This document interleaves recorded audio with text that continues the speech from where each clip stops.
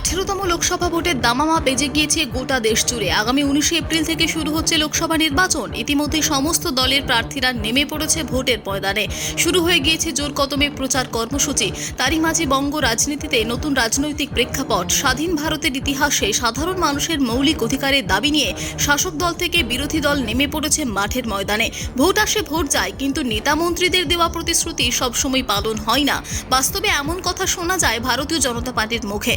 প্রতিটি জেলার পাশাপাশি এদিন স্বতঃস্ফূর্তভাবে দেখা যায় বীরভূমে বিজেপি প্রার্থী হিসেবে নাম ঘোষণা করা হয়েছে প্রাক্তন আইপিএস অফিসার দেবাশিস ধর। আর তারই ভোট প্রচার শুরু হয়ে গেছে একদম তুঙ্গে। মানুষের দরবারে গিয়ে, মানুষের বাড়ি বাড়ি গিয়ে ভোট প্রচার করেন তিনি। এদিন তারা ভোট প্রচারে নেমে সাংবাদিকদের মুখোমুখি হয়ে বলেন, বীরভূমের সন্ত্রাস আটকাতে এবং প্রধানমন্ত্রী নরেন্দ্র মোদীর আশীর্বাদ ধন্য প্রার্থী হিসেবে বীরভূম থেকে তাকে দাঁড় করানো হয়। তারা আশাবাদী বীরভূমের প্রতিটি মানুষ তাকে এবার ভোট দিয়ে জয়যুক্ত করবেন। আর এর ফলেই প্রতিটি কর্মী সমর্থকদের মধ্যে উচ্ছ্বাসে উদ্দীপনা দেখা যায় চোখে পড়ার মতো। আর আজ তারা প্রচার সারলেন বীরভূমের বক্রেশ্বরের মাটিতে। দেওয়াল লিখনের মধ্য দিয়ে ভোট প্রচার হয়।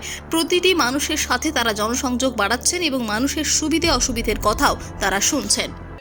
আজকে আমরা এখানে বক্রেশ্বরের পূর্ণভূমিতে এসেছি। সমস্ত লাভার্থীদের সাথে আমরা বাড়ি বাড়ি গিয়ে যোগাযোগ করছি। এখানে যারা বিভিন্ন কেন্দ্রীয় প্রকল্পের সুবিধা পেয়েছেন যেসব মানুষ, তারাও সবাই মোদিজিকে দুহাত তুলে আশীর্বাদ করার জন্য মুখিয়ে আছেন। আগামী 13ই মে আপনারা সবাই এগিয়ে আসুন এবং মোদিজির হাত শক্ত করার জন্য আইপিএস দেবাশিস ধরকে পদ্মফুল চিহ্নে ভোট দিন। ধন্যবাদ।